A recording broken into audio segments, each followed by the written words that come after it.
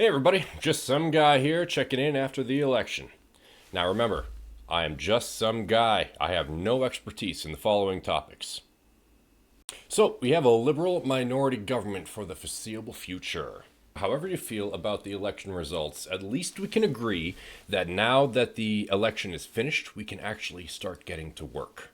So there have been rumblings on the news about the idea of separatism being brought up. I myself am an Albertan.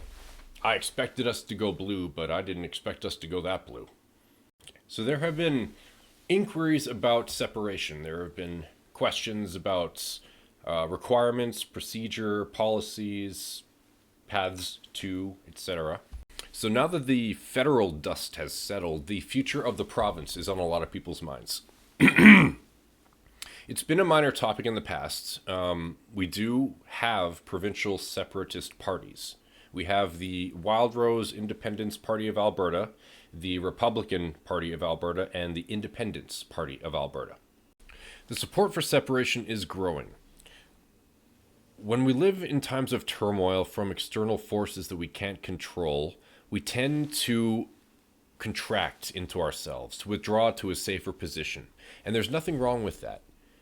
That's evolutionarily why we've made it this far. But this kind of threat is different. It's not the same old reasons wrapped up into some new insidious package. No, this time the threat is much more dangerous. As I touched on before in one of my videos, it's all about resources.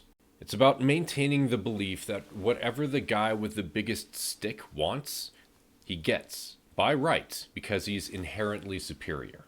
After all, what are you going to do, fight back? And get, what, beaten or killed? We are under attack right now from the United States. There's no way to deny that. Their intentions are known. Relations will be moving at a different pace now that we have our new government in place.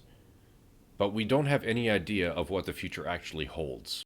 We didn't properly foresee and prepare for it.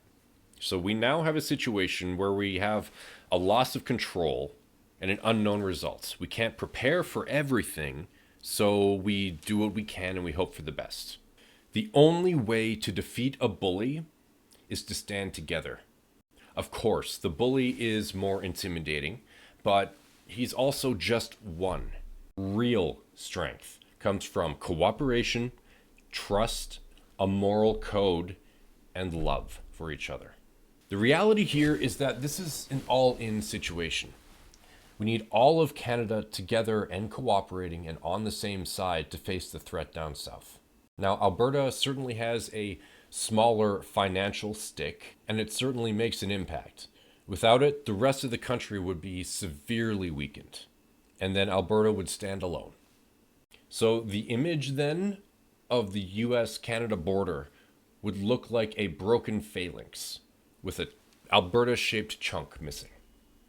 But it's more than that. It's more like a web. We're not just blocking. We are interconnecting from multiple points to multiple other points, infinite points to infinite other points. And with each connection, we're adding a layer of security to the past connections. We're strengthening each connection. And what stimulated that growth more than ever? The tariffs. Now, if a portion of that web is cut free, it doesn't just exist as a separate entity anymore. It also takes with it the infrastructure it left behind. The web becomes weaker at multiple points. And all the while, the big bad bald eagle with the nasty stick watches hungrily. And who knows what's going to happen to the piece cut loose. It could certainly claim to be self-sufficient on its own, but when it's surrounded by behemoths, it becomes an easy target. So, I put it to you, people of Canada. Would you miss us if we were gone? I think so. Would we survive without you? Not for very long. Albertans, this is my message. This is no time to be selfish and start hoarding what you can when you can. Unity is strength. And if we start crumbling from the inside, we're done. Do not believe any propaganda. Trust no pledges. Do your own research. It's easier than ever. Most of all, Keep to a moral code of supporting each other when you're in times of crisis.